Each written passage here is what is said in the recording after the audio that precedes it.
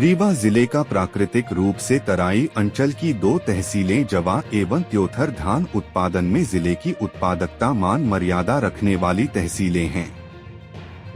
धान की उत्पादकता के लिए यूरिया खाद अहम होती है। तराई अंचल के किसानों की अर्थव्यवस्था में धान की फसल का योगदान 70 से 80% है। इस खरीफ सीजन में यूरिया की किल्लत ने किसानों की उम्मीदों पर कुहराजा रखा है। पहले समय पर यूरिया न मिलने से किसान उत्तर प्रदेश के बाजारों तक दौड़ भाग करने को मजबूर रहे। किसी तरह यूरिया का प्रबंध करके किसान अपनी धान की फसल की वृद्धि का प्रयास कर रहे हैं।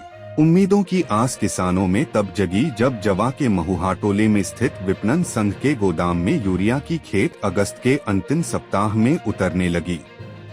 किसानों की बारी भीड़ यूरिया खाद के लिए उमड़ पड़ी। वितरकों ने प्रशासन से व्यवस्था की मांग की जिससे शांतिपूर्वक खाद का वितरण जारी रह सके। एसडीएम, तहसीलदार सहित तहसील और कृषि विभाग का अमला पुलिस बल के साथ वितरण व्यवस्था में लगा, परंतु कुछ पुलिसकर्मी आपदा में अवसर खोजने की आदत को किसानों के संकट में भी नहीं छोड़ा। अपनी धाक जमाने और अपने परिचितों शुभचिंतकों को खाद दिलाने का नायाब तरीका आजमाते नजर आने लगे। भला किसान जिसका भगवान पटवारी होता है, जो पूर्व में मध्य प्रदेश शासन के तत्कालीन मंत्री बता चुके हैं, उसकी परवाह पुलिस वाले कैसे कर सकते हैं जब उनके संरक्षण में किसानों की 3-4 पीढ़ी ऊपर के भगवान एसडीएम, तहसीलदार, नायब तहसीलदार आदि हैं। उसी संरक्षण और वर्दी के रुतबे का शिकार गरीब भूमिहीन बटाई का आदिवासी किसान हो गया। उसका गुनाह इतना था कि हफ्ते भर से सुबह से शाम तक विपणन संघ के गोदाम में लाइन लगते लगते बड़ी मुश्किल में टोकन प्राप्त कर पाया और जब खाद मिलने का नंबर लगा तो 2 बोरी यूरिया दी गई। पीड़ित ने आग्रह किया कि जब 5 बोरी अन्य किसानों को दी जा रही है तो मुझे भी 5 बोरी दी जाए।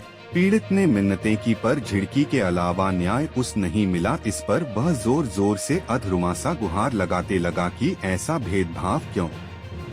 उसके आपका की नियत और व्यवस्था पर कोई गरीब प्रश्न चिन्ह लगाए।